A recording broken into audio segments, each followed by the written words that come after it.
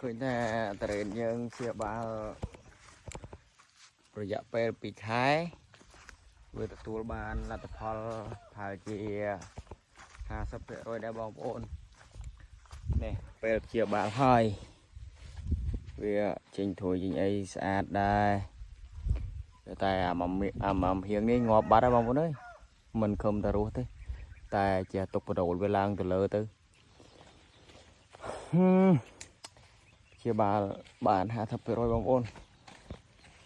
នេះហើយអាធំនេះឃើញថាវាជាបាន 50% ដែរបងប្អូនអត់បញ្ហាអីទេតែឥឡូវមើលស្លឹកបងប្អូនមើលស្លឹកចាស់ស្ដែង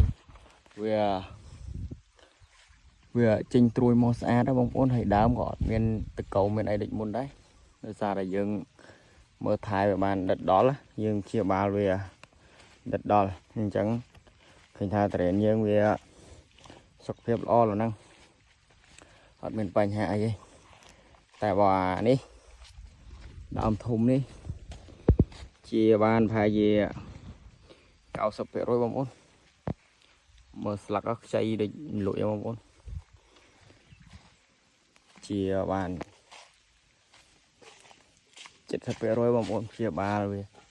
មើលដើមវាអត់មានបញ្ហាអីទេជាបាន 90-70% អីហ្នឹង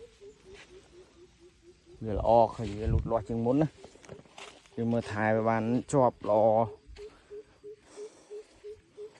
ព្យាបាលតាមការណែនាំរបស់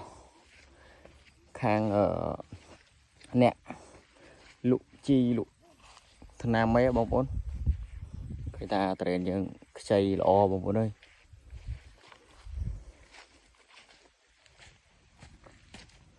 វាសង្ឃឹម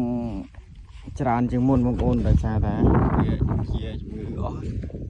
ជំងឺអត់មានដូចមុនទៀត